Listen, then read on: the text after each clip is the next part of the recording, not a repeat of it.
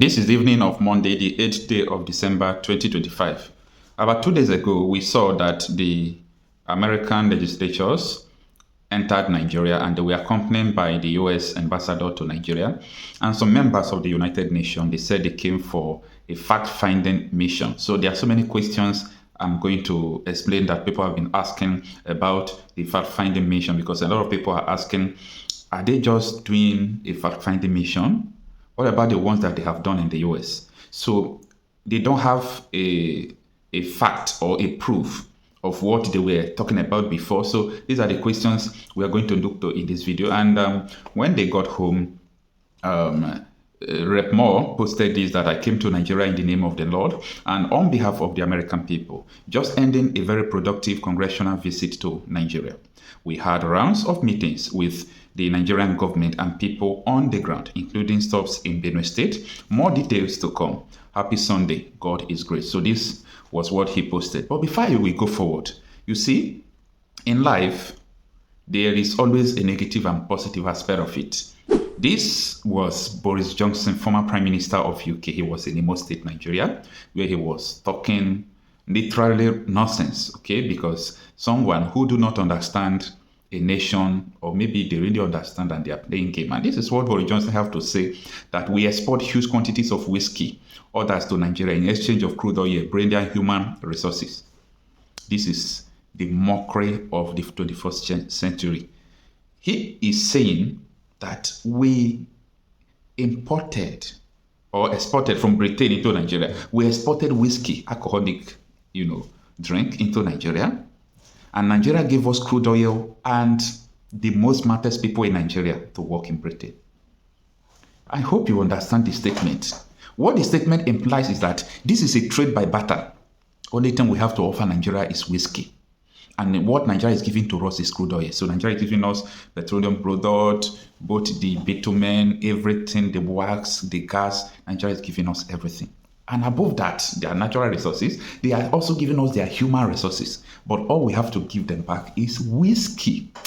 Like, after listening to what he said, I didn't blame him. I blamed people around there. If I am a governor of a state and Boris Johnson made such statement, I will just allow him to finish what he's saying. After the whole thing, I will also pick up the mic and put him to where he belongs. But our leaders are always afraid of diplomatic problem, afraid of even terrorists. They are afraid of flies. They're afraid of anything. Why? Because they are greedy and they don't want anything to touch their political power. The political power that they are about to lose perpetually. Anyway, now, let's get back to the American legislatures that came to Nigeria for fact-finding mission.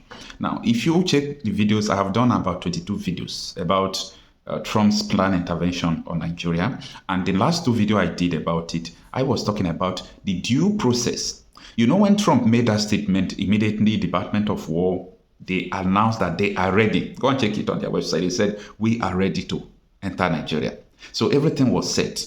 But it's important that a government have maybe a special advisor or international relation, all those things. So Trump was advised that, yes, we know you are going to do this. We know you really want to stop this killing in Nigeria, but let us follow this process so that they will not say that you just entered Nigeria without investigation. And ever since then, you will see the House now had a hearing where they even invited that Benue Archdiocese Bishop came to America. After that, the House met again. Then after the House met, they now have appropriation meeting. After the appropriation meeting, they issue visa restriction. Pay attention though. After issuing visa restriction and naming the terrorist sponsors, banning them from entering America, they now went on fact-finding mission to Nigeria. See, there is nothing America is fact-finding in Nigeria. They are just trying to follow due process. They knows what is going on. So if anybody tells you that they are looking for something, they just want to find out the truth, you are wasting your time. They just want to, let us fulfill the law so that people will not say, were you in Nigeria?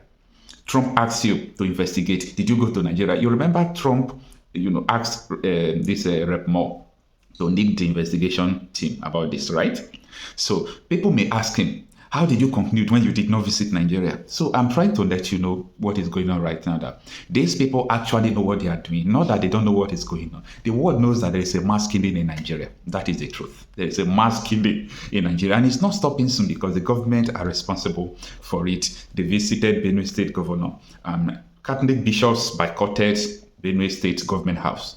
They refused to go with them until they finished there before a mob now came to meet them personally, and also, take their own story, of which they have taken it over since a year ago, when the Benue State Archdiocese Bishop came to America, went to America there and submitted the whole proof and everything, and he was asked to come and defend it, and he came. He defended it. So this is a very long journey that they have started since a year ago or thereabout. So don't let anybody to deceive you that American government are in Nigeria, maybe this, maybe that. Anyway, just in 14 days, right? Yes, that is what I was told, that after this report, that the response from the American government is just 14 days. So within 14 days, we are going to see a response, either a response that will provoke the powers that be in Nigeria, or a response that will make them to feel uncomfortable, or a response that will make them to feel comfortable. I personally, I'm still waiting for the response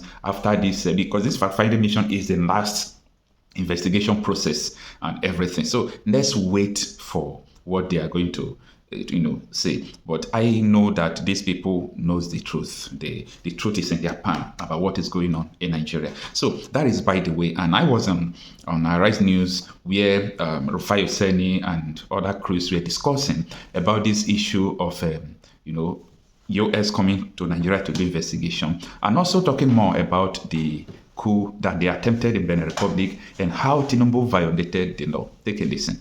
The NSA receiving a delegation from the United States on a fact-finding mission to Nigeria. We've been talking about this issue since that infamous post by President Donald Trump and the threat of coming with guns ablazing to Nigeria if things are not fixed. Your take on these stories? Okay, real quickly.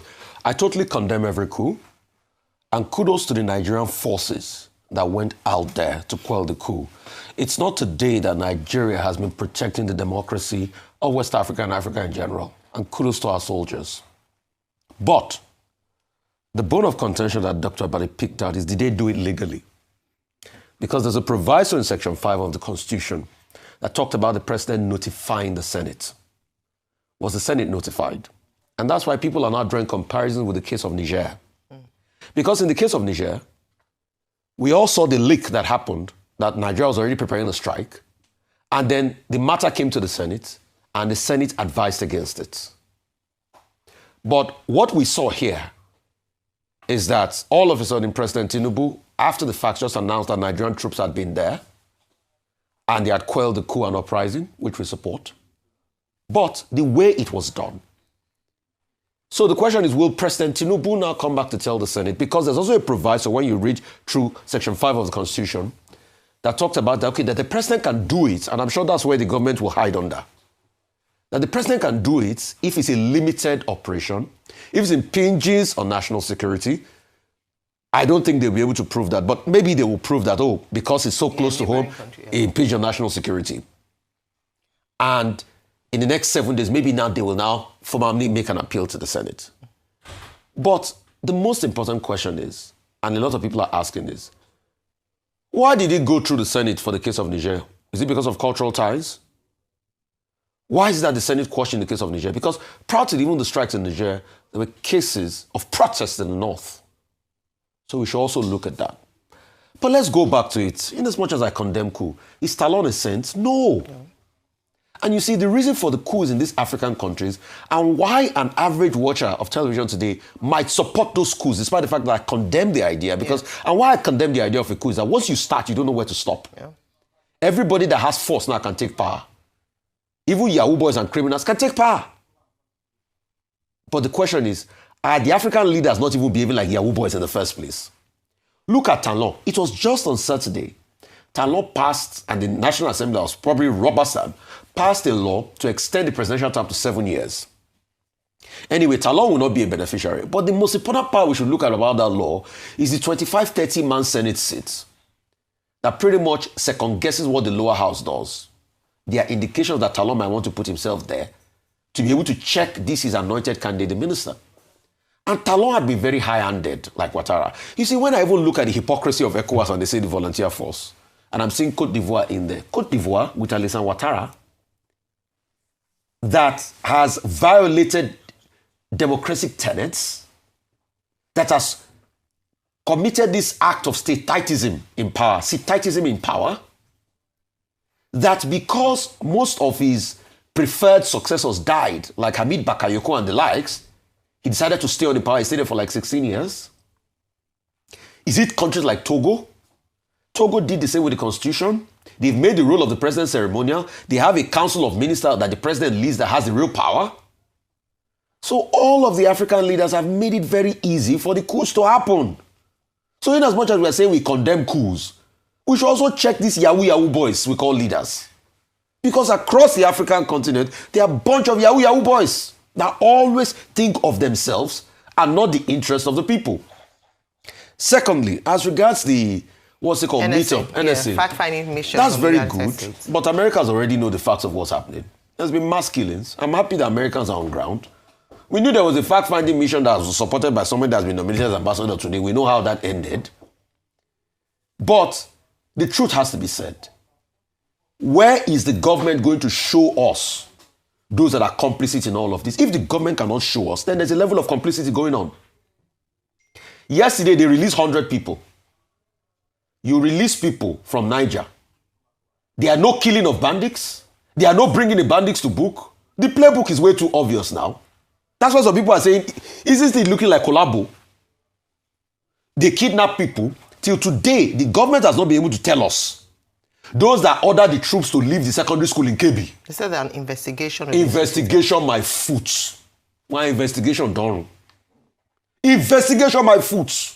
So they don't know who gave an order that troops should leave. And some minutes after, people came in there and picked up our girls. Now, about 100 of them came back. The NSA was even giving us updates that they are in good condition and everything. So why can't the NSA root out those criminal elements that took away the 100 people they've not released now? This thing is looking like collabo. And except we have that level of sincerity. So we are having all of this, and because the government is not standing tall. All right. Okay. I thought I had the producer saying I have 5 minutes. But I will try to, in cases, you know. Is it trying to increase it? Yeah, I may increase it. But it's as follows.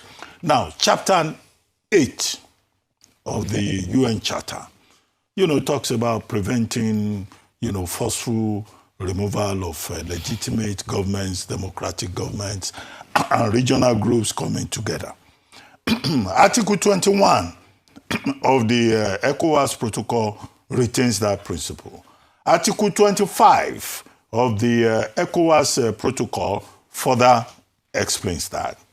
So if you look at it, on the surface of it, my gut feeling as an ordinary man would be to say, President Bola Ahmed Tinubu has acted reasonably.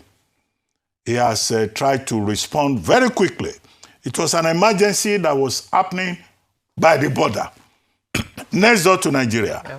President Yayi Boni, who was the predecessor of Patrice Talon, used to refer to Republic of Benin as the 37th state of Nigeria. So, the president could say, Sunday morning, this has happened. Maybe there is some collateral damage that Nigeria may suffer. Let's quickly move in. But it was not just about impulsive reaction. We were told that the Republic of Benin made 2 requests. 1, that Nigeria should help secure the airspace. 2, that Nigeria should even send in ground troops to secure constitutional institutions in the Republic of Benin. So President Tinubu may have acted along this regard. Now ECOWAS says, we have deployed a standby force. That standby force, does this exist in reality? That standby force is not something you can call up in an emergency. Because to the best of my knowledge, I may be wrong, it's only Nigeria that went in there. And Nigeria is acting on the basis of the brotherly request by the Republic of Benin, which is just next door.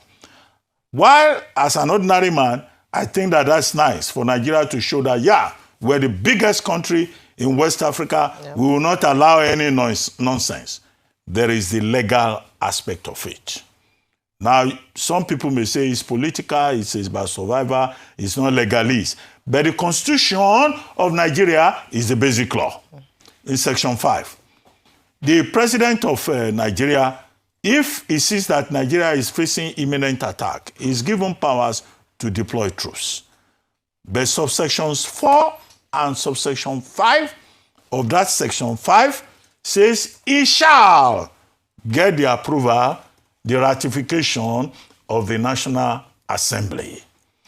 Did the president seek the approval of the National Assembly, even if it was a weekend, Sunday morning emergency? Now, if you go to Section 305 of the same Constitution, under which the President of Nigeria as Commander-in-Chief can declare a state of emergency, Sub 2, Sub 3 will seem to explain that, look, the President also needs the concurrence of the National Defense Council and then that of the National Assembly. However, if he does not, if he acts without getting the approval of the National Assembly, the Constitution of Nigeria says within 14 days limit, he has to get the concurrence of the National Assembly who will ratify that action. Now, a community reading of Section 5 and Section 305, sub 2-3, will seem to tell us that the Constitution of Nigeria does not allow a situation where the President of Nigeria, even as Commander-in-Chief, can act unilaterally. And the whole idea is to prevent a dictatorship. Our Constitution is modeled after, American democracy Constitution. Yeah. So President Tinubu having done this, they may say, well, he consulted with the leadership of the National Assembly, he called people, he didn't act unilaterally, he needed to protect Nigeria and all of that, or respond to a brotherly request. He will have to, before 12 noon today, transmit a letter to the National Assembly to say that this is the action I have taken. I need the ratification of the National Assembly. That's what our law says. But you may say this is not legalistic and all that, but we have to respect our Constitution. And then the National Assembly can be persuaded to say, well, okay, Nigerian troops are in Republic of Benin for this reason, for that reason, and it was an emergency. The president needed to act to prevent collateral damage. But I salute the Nigerian soldiers, the Air Force, the ground troops who went in there, clearly for one reason.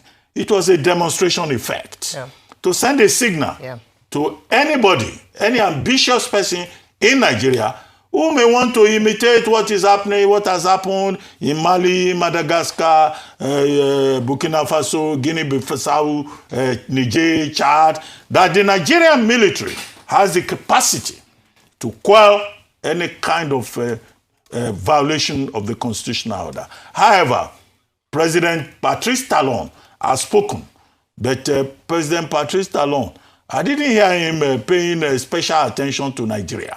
I thought if we deployed our troops, we incurred cost. Patrice Talon should, at least as a brother, say, Nigeria helped, or ECOWAS helped. But he said loyal forces. Who are those loyal forces? We are a sovereign country, and President Tinubu may have shown brotherhood and solidarity. We deserve to be commended for that. Finally, the situation in Ondo State. We just had the Imo Economic Summit. Yeah. And one of the things we said is that these states have to provide an enabling environment for businesses to thrive, for entrepreneurs to thrive.